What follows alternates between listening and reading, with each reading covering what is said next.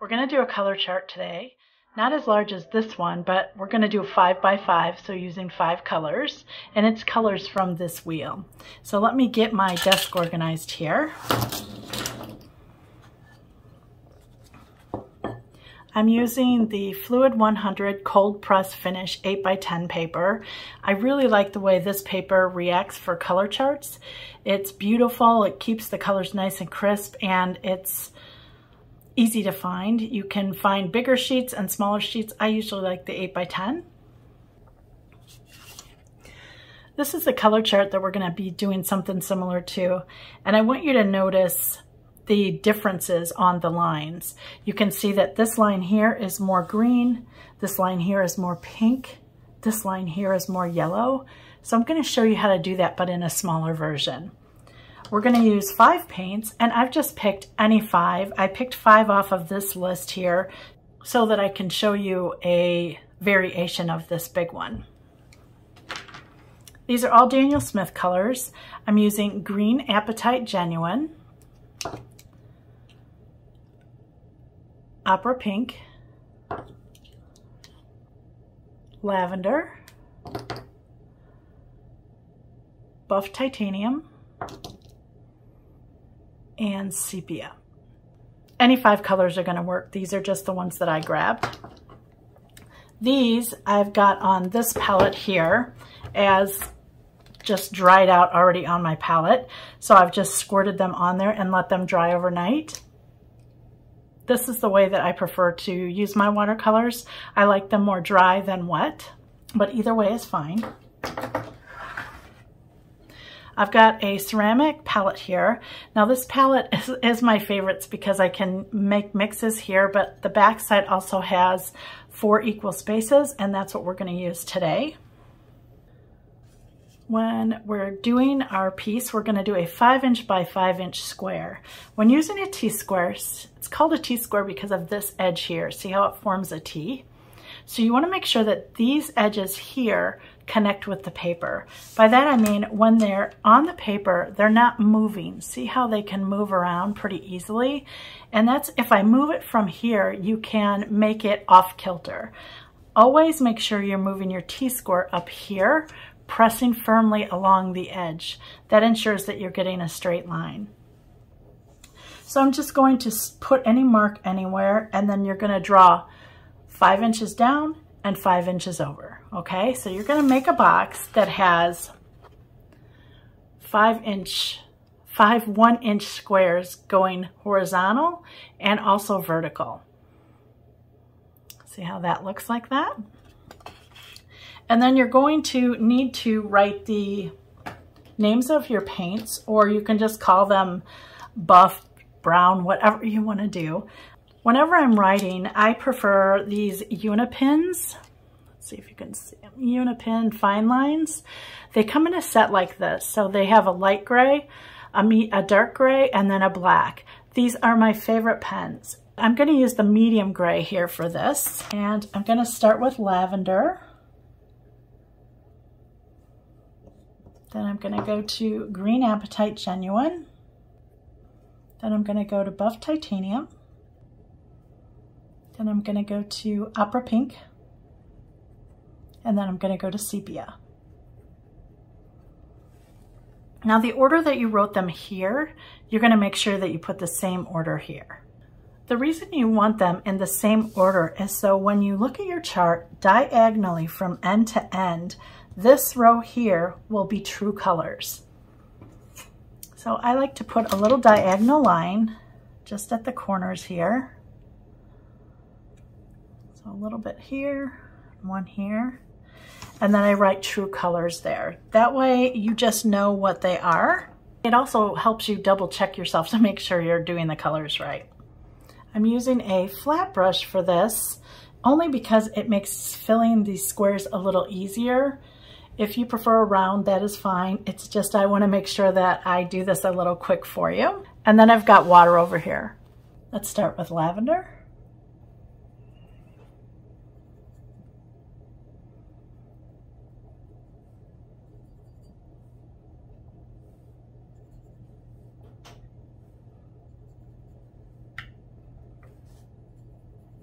And my brush is nice and saturated already in lavender, so I'm just going to fill this box.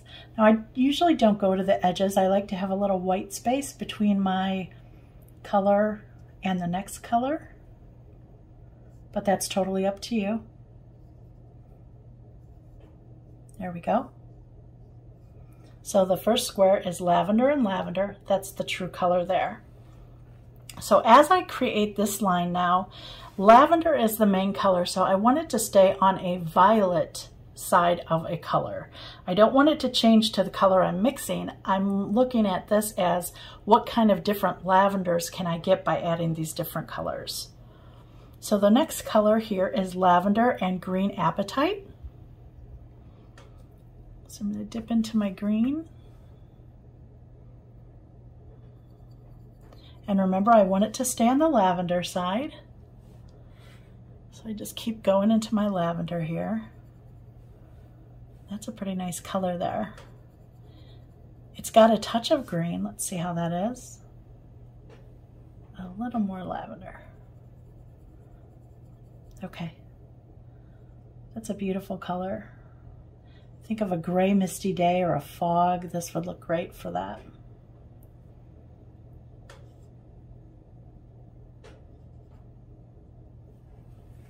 Rinse your brush after every time.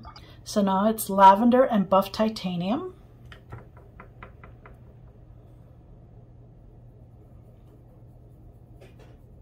And all that's really going to do is make a lighter version of the lavender.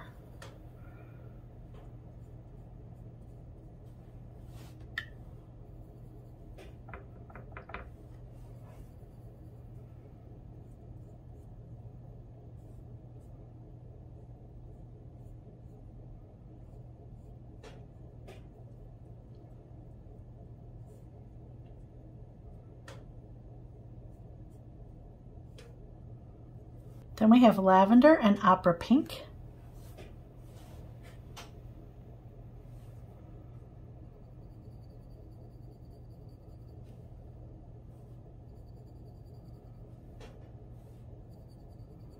Opera pink will take over, so I want to make sure that it's still on the purple side, definitely.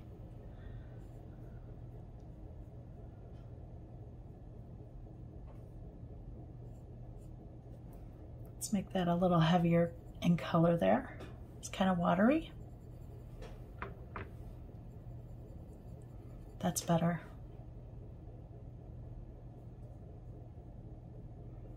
Now you can see how bright the opera pink, how it really intensified that lavender. And the last color is sepia.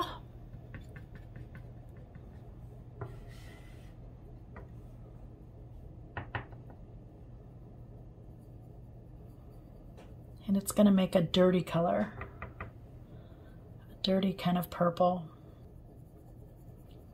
a little more purple. Yeah, that's good. It's kind of like a purpley gray.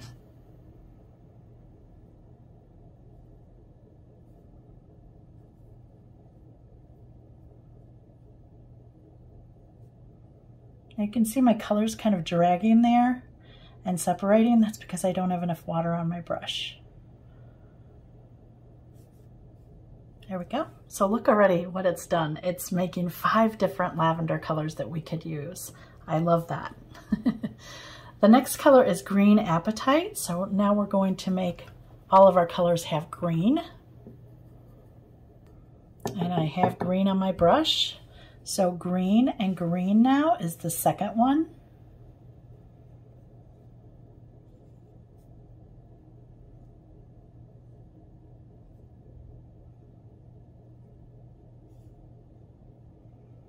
This is a nice vibrant color compared to the lavender. Okay, green and lavender.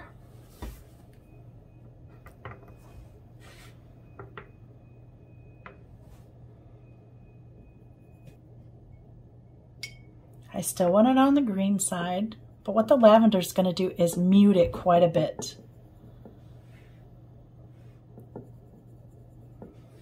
Okay.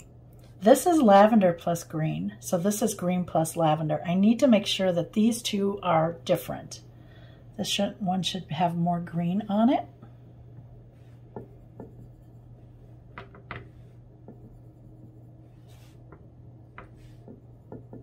There we go. And see how it's duller than the original color here? That's because of lavender. Lavender, I use it mostly for muting the colors. So taking the intensity down.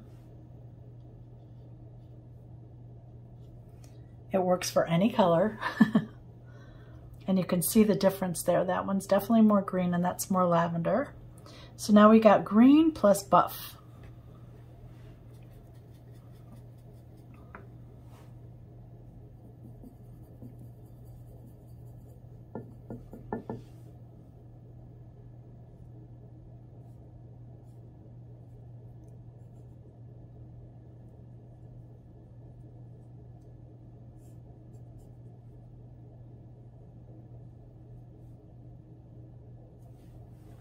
Now we have green plus opera pink.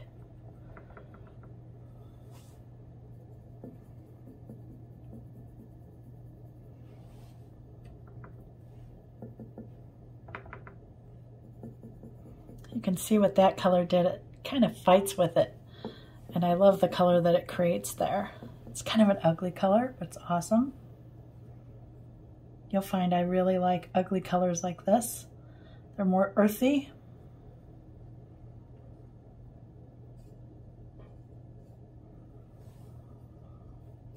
And then we have green apatite and sepia.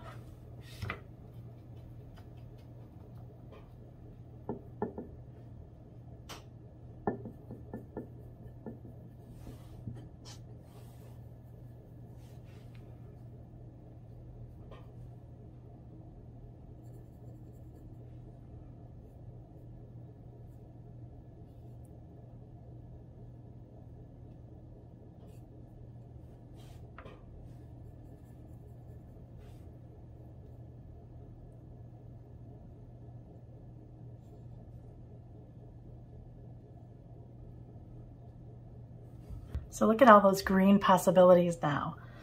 And now remember, we're using the same 5 colors and look at the difference already in the rows. That's why I appreciate a color chart. It lets you know the possibilities of your colors. The next one is buff titanium.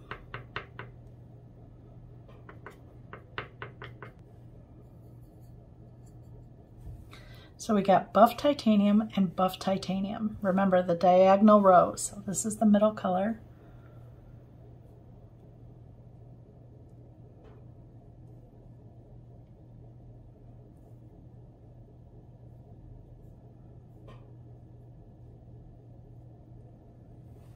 So now we have buff titanium and lavender.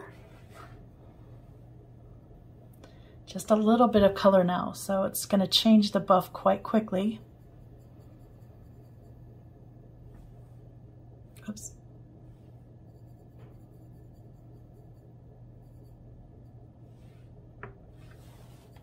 Remember, I want it to stay on the buff side, and it has to be different than lavender and buff right there. Yes, it is. It's a little dirtier, dingier.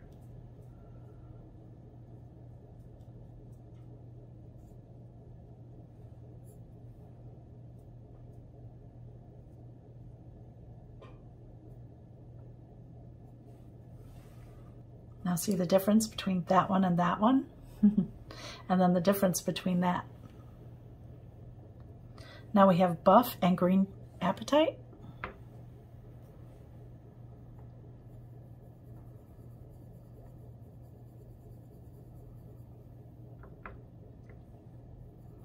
I want just a hint of green. Okay. Checking to see if it's different than that. A little more buff, I think. There we go.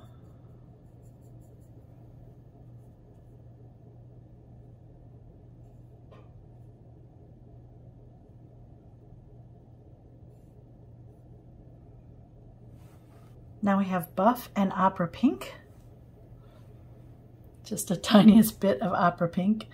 This color is so intense.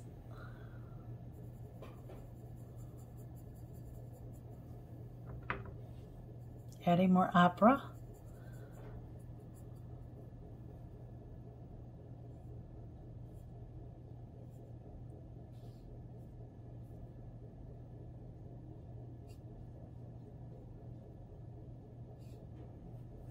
This is a great skin color, by the way. Buff Titanium in Sepia.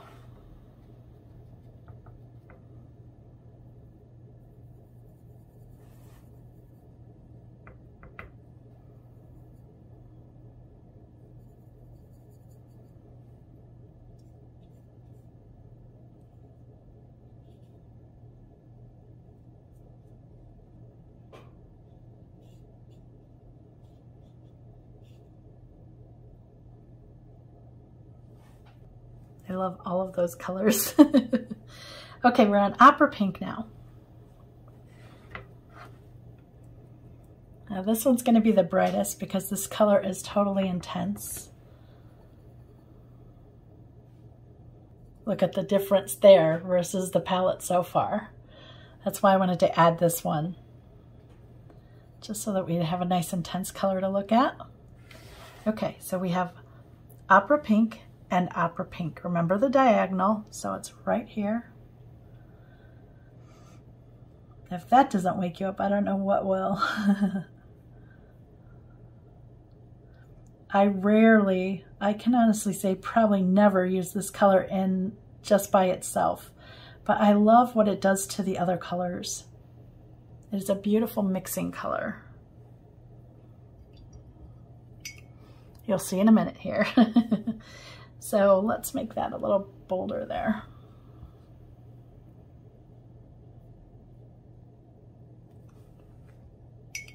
We have Opera Pink and Lavender.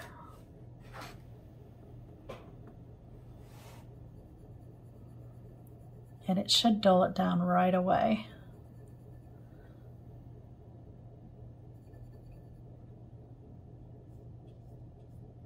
Now Lavender and Opera Pink is here. I'm making sure that they're different.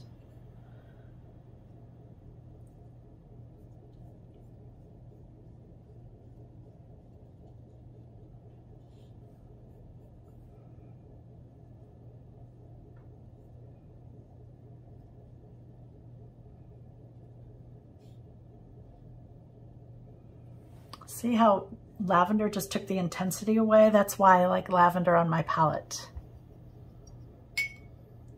We've got Opera Pink and Green Apatite.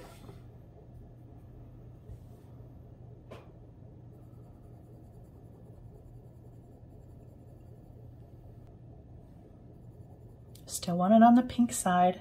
I'm looking at Green Apatite and Olive Pink, or Opera Pink, which is right there.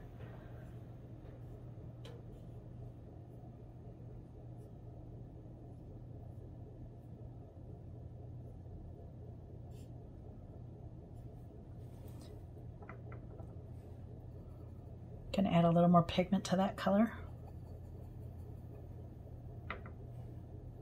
That's better.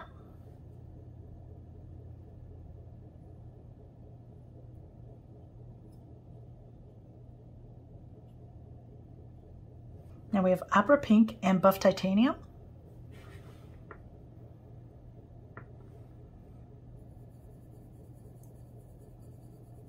It's gonna just soften it a little bit.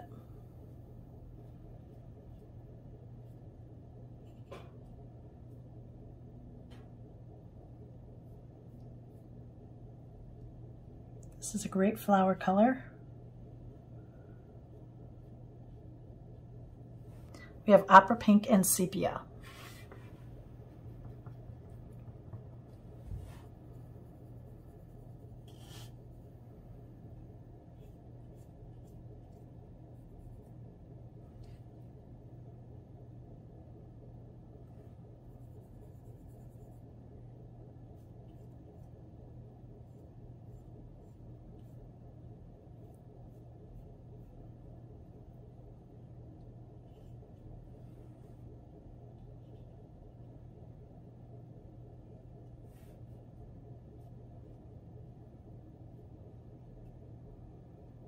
I like how it made like the perfect maroon. We're on our final color now, which is Sepia.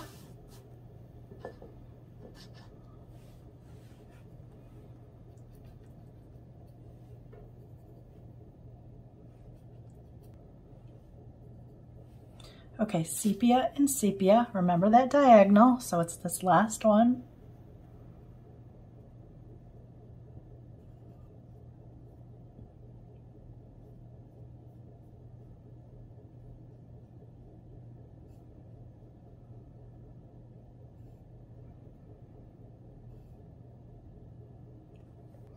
This is one of my favorite browns. I really like to mix it with different blues, and you're gonna see what beautiful color it makes with lavender. It makes great grays. So if you need one brown, I would highly recommend sepia. We're gonna mix sepia and lavender. Watch what it does. It will just change it to the most beautiful gray. Look at that. So I want you to think of tree bark. It's the perfect color for tree bark.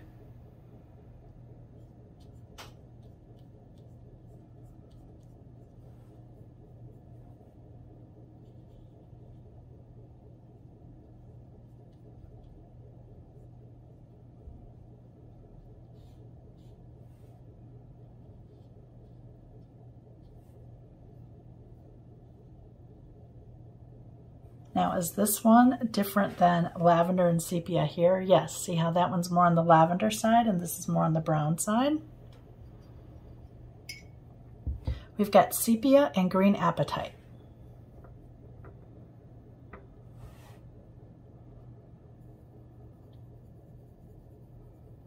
It's hard to see if this one's on the brown color, brown side. Looks a little green here. Just a touch of water to see it better. There we go. So green apatite and sepia is here. I want to make sure that this one's more on the brown side, and it definitely is. It's just a way to keep double checking yourself.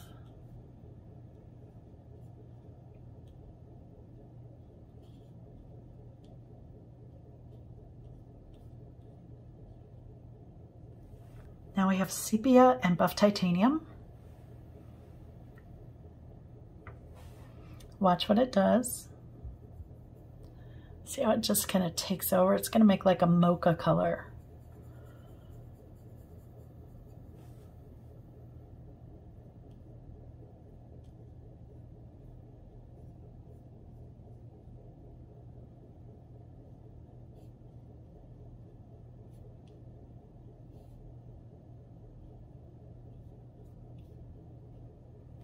Again, that one versus that one, so you can see it's much more brown.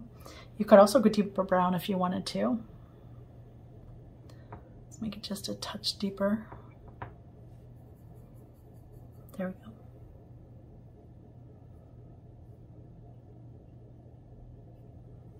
Now we've got sepia and opera pink.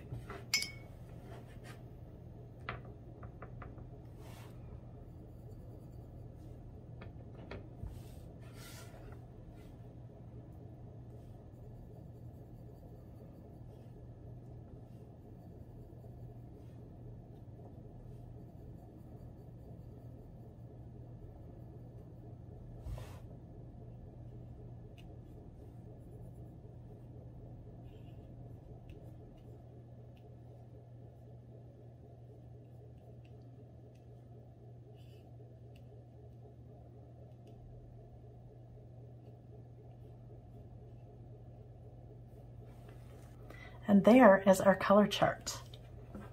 So let's examine this. And you'll notice with every color, I kind of came up with something that it reminded me of. It helps me put an application to the color instead of just saying, oh, look at this pretty pink. I'm trying to think, how would I use it? Would I use it on a flower? Would I use it in a sky? Would I use it on land? What would I use it for? If you can do that every time you mix a color, your colors become more important to you and you give them a purpose. Instead of just looking at a color chart like this and going, those are really nice colors. You heard as I went along, I gave them each kind of an identity for what they would be done with, what I could do with them, I should say. And I'm nature oriented, so all of these colors can kind of be used in nature. I also want you to notice the importance of staying in the lane, right? So this is the lavender, this is the green, this is the buff, this is the opera, this is the sepia. Each one now has a different flavor because even though we're mixing sepia and lavender here and sepia and lavender there, we've got now two different mixes. And I find that really important. So here is lavender and pink. Here is lavender and pink. They're two different colors, but we've switched it to whether it has more lavender or more pink. So I'm going to bring this up so you can see that a little better, the colors.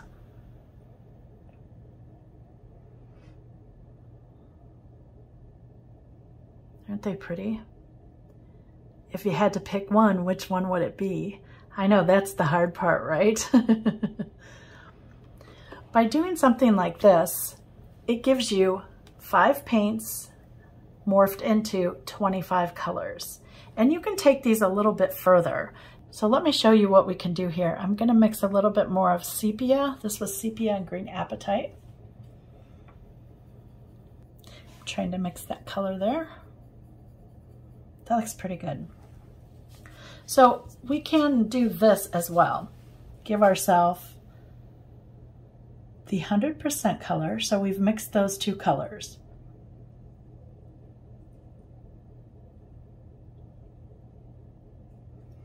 Now, just by dipping your brush into water, just dip it and blot it on the edge like that.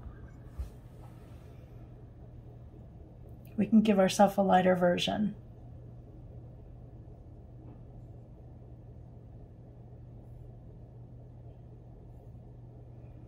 We're going to dip again and blot again. And we have a lighter version yet.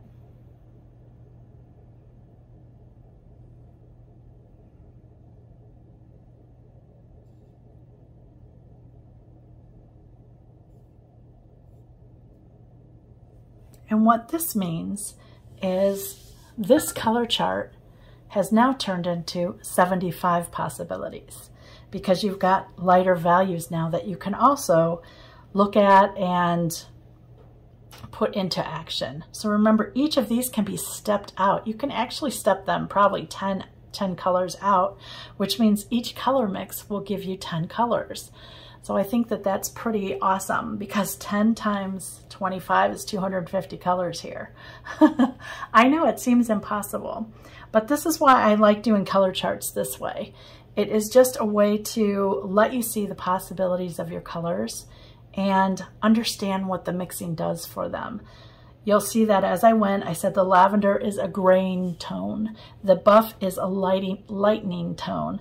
This opera pink, it makes everything a little bit more vibrant.